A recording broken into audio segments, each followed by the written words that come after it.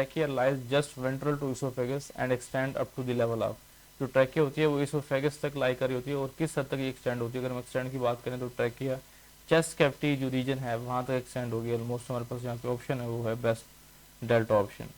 Delta option जो है यहाँ पे हम चूज करेंगे, ये हमारे पास मोर बेस्ट ऑप्शन है। उसके बाद नेक्स्ट स्टेटमेंट है ईच नेजल कैविटी इज सब divided into dash pathway bye bone projections. कितने बोन प्रोजेक्शन से नेजल कैविटी जो है वो डिवाइड होती है। अगर हम बात करें हर नेजल कैविटी के अंदर जो है तीन तीन फर्दर पैसेज वेज पड़े होते हैं। इनका पर्पज सिर्फ यही होता है कि maximum air surface area provide करना एयर को, जो एयर पास हो रही है नेजल कैविटी से उसको गैसेस एक्सचेंज करवाना और उसको मैक्सिमम मॉइस्ट करना और मैक्सिमम जो उसका टेम्परेचर है वो बॉडी के टेम्परेचर का इक्वलाइज करना, ये मेन उन पैसेज वेज का प्रोजेक्शन का काम होता है।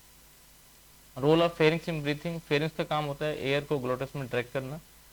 Function of nasal cavity, nasal cavity के फंक्शन की बात करें तो पहला ऑप्शन है मेंटेन टेम्परेचर, बीटा है एयर फिल्ट्रेशन, चार्ली है केमिकल सेंसेशन।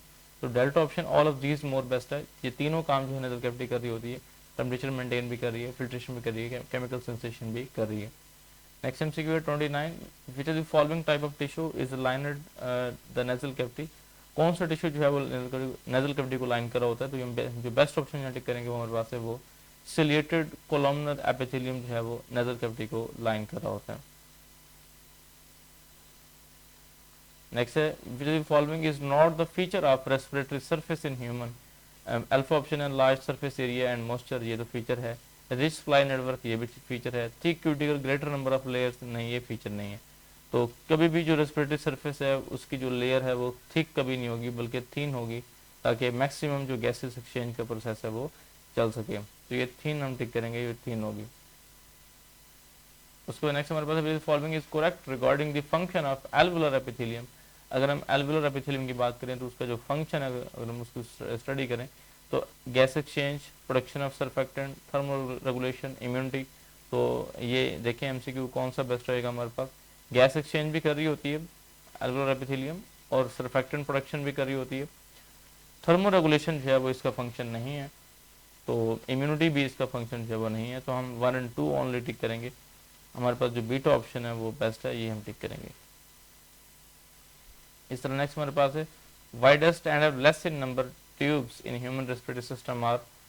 तो जो वाइडेस्ट और नंबर में सबसे कम है अगर हम उसकी बात करें तो हमारे पास जो मोर बेस्ट ऑप्शन यहाँ पे बन सकता है bronchi, bronchiole, alveoli, air sacs. तो ये ब्रोंकाई जो है वो सबसे वाइडेस्ट भी होंगे, नंबर में कम भी होंगे। जैसे जैसे रेस्पिरेटरी सिस्टम में अपर नालियाँ होंगी हमारी, जैसे ट्रैकिया, ब्रोंकाई वगैरह हैं, वो वाइडेस्ट भी हैं, नंबर में कम भी हैं। जैसे जैसे आप ऑनवर्ड आगे चलते जाएंगे ब्रोंक्यूल्स की तरफ, एल्वुलाई की तरफ, वैसे वैसे जो ब्रांचेस हैं बढ़ती जाएंगी, जो नेटवर्क है वो बढ़ता जाएगा। उसके बाद नेक्स्ट हमारे पास 33 एमसीक्यू। उसमें स्टेटमेंट है filtration of air occurs and is mainly due two respectively. जो एयर की फिल्ट्रेशन है वो कहाँ होती है और ये किसकी वजह से होती है। जो एयर की फिल्ट्रेशन है वो नजल कैविटी में हो रही होती है और इसमें जो चीज़ रोल प्ले कर रही है वो हेयर और म्यूकस दोनों रोल प्ले कर रही है। तो हम बीटा ऑप्शन टिक करेंगे, nasal cavity, hairs and mucus, ये हमारे पास बेस्ट ऑप्शन है। Which of the following is not a blind ended. Alveoli जो होती है ये ब्लाइंड एंडेड स्ट्रक्चर है।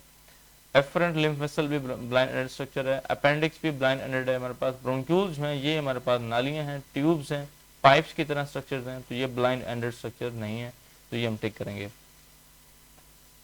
उसके बाद next apex of lungs extend, इसका एपेक्स है ये एक्सटेंड होता है क्लेविकल रीजन तक, तो क्लेविकल हमारे पास मोर बेस्ट ऑप्शन है, क्लेविकल हम टिक करेंगे। आगे ब्रीदिंग मैकेनिज्म से एमसीक्यू है। Rate of respiration is slowest in running, walk, talking, playing, sleeping. तो बच्चों हमारे पास जब हम स्लीप कर रहे होते हैं, सो रहे होते हैं, तो हमारे पास सबसे जो स्लोवेस्ट रेट है वो होगा प्लेइंग, रनिंग, टॉकिंग, ये सारी एक्टिविटीज है जो हम कर रहे होंगे, इस टाइम जो रेस्पिरेशन का रेट है वो स्लो नहीं होगा, इसलिए हम टिक करेंगे डेल्टा ऑप्शन यहाँ पे। नेक्स्ट 38 एमसीक्यू है which of the following is correct while excelling air. जब एयर को एक्सेल करते हैं तो जो इंटरनल इंटरकोस्टल मसल होते हैं वो रिलैक्स होते हैं, एक्सटर्नल जो मसल होते हैं वो रिलैक्स होते हैं, एक्सटर्नल इंटरकोस्टल मसल रिलैक्स, तो बीटा ऑप्शन टिक करेंगे हम। ड्यूरिंग इनहेलेशन ये कॉन्ट्रैक्ट करते हैं, इसलिए अपोजिट होगा, एक्सहेलेशन में ये रिलैक्स होंगे। Which of the following is cause due to spasmodic contraction of diaphragm. Diaphragm की जो स्पैस्मोडिक कॉन्ट्रैक्शन है उसको हम हिकअप्स बोलते हैं, हिचकी जिसको हम बोलते हैं, ये डायफ्राम की अबनॉर्मल कॉन्ट्रैक्शन है, ठीक है, किसी भी सेंसेशन की वजह से, किसी केमिकल की वजह से, या हमारी जो नॉर्मल पेरिस्टालसिस का फिनोमेना चल रहा है, या नॉर्मल जो बॉडी के अंदर इनवॉलंटरी मैकेनिज्म चल रहे हैं, अगर उनकी डिस्टर्बेंस हो जाए तो उसकी वजह से जो डायफ्राम है वो स्टिमुलेट होती है और हिकअप्स जो क्रिएट होते हैं। Mechanism of human breathing is, जो ह्यूमन ब्रीदिंग का मैकेनिज्म है ये सक्शन पंप मैकेनिज्म है, ठीक है, हम जो है एयर को सक कर रहे होते हैं और जस्ट लाइक सम पंप। आगे हमारे पास नेक्स्ट एमसीक्यू है 41, voluntary involuntary breathing is controlled by following parts of brain respectively. जो वॉलंटरी ब्रीदिंग होती है वो सेरिब्रम कंट्रोल करता है, और जो इनवॉलंटरी ब्रीदिंग होती है वो हमारे पास मेडुला ऑब्लंगेटा जो है वो ये कंट्रोल कर रहा होता है। तो हम बीटा ऑप्शन यहाँ पे चूज करेंगे, ये हमारे पास जो है मोर बेस्ट ऑप्शन है।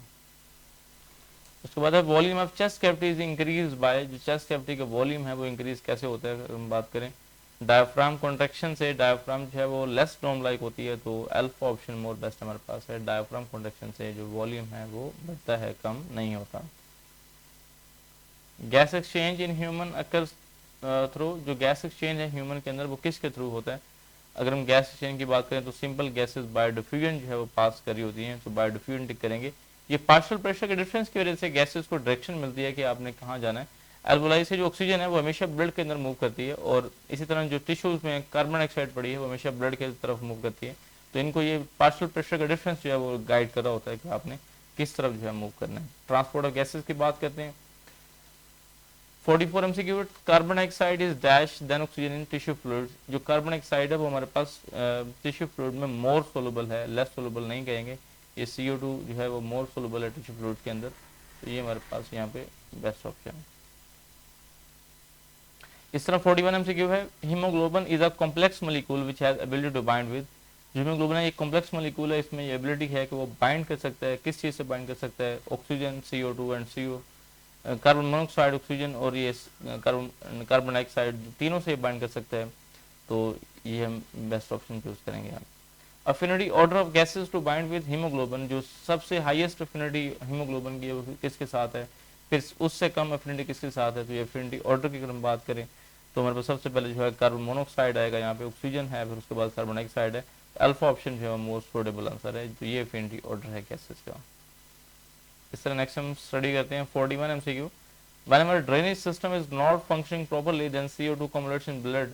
अगर हमारी जो सांस बाहर निकालने का अगर तरीका है या पाथवे अगर ये सही काम नहीं कर रहा, सपोज कर लें, और CO2 हमारे ब्लड में कम्युलेट हो जाती है, तो कम्युलेशन से क्या होगा, तो CO2 बाइंड करेगी वाटर के साथ, तो आगे बनेगा कार्बोनिक एसिड। कार्बोनिक एसिड के बनने की वजह से जो pH है ब्लड की वो क्या हो जाएगी, pH कम हो जाएगी, तो pH of blood is decrease, हम टिक करेंगे यहाँ।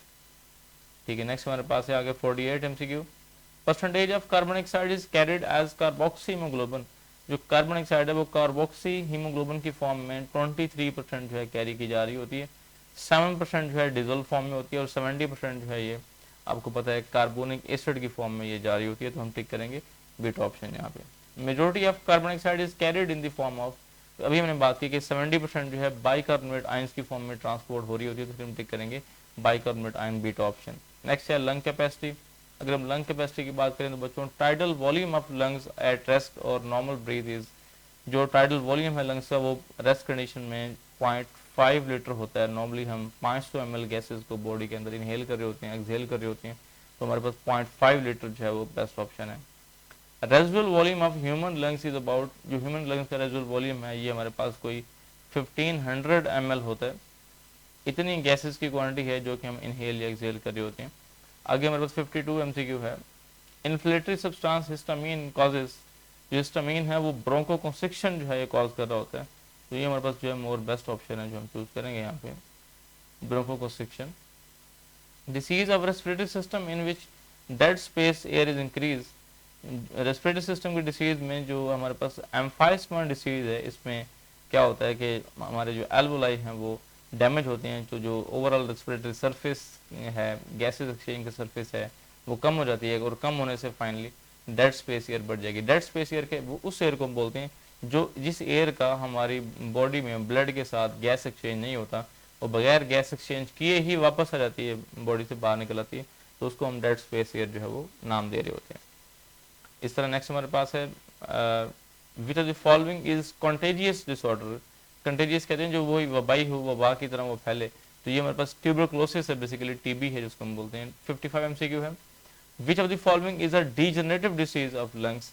तो जो लंग्स की डीजनरेटिव डिसीज है जिसमें कोई टिश्यू डीजनरेट होता है, टिश्यू खत्म होता है ऐसा ऐसा, टिश्यू जो है वो बॉडी से रिमूव होना शुरू हो जाता है, जो उसकी जो स्ट्रक्चर है वो सारा डिस्ट्रॉय होना शुरू हो जाता है। तो ये हमारे पास एम्फाइस्मा है जिसमें टिश्यू डिजनरेशन जो है वो होती है। एम्फाइस्मा जो है हमारे पास मोर बेस्ट है, एम्फाइस्मा।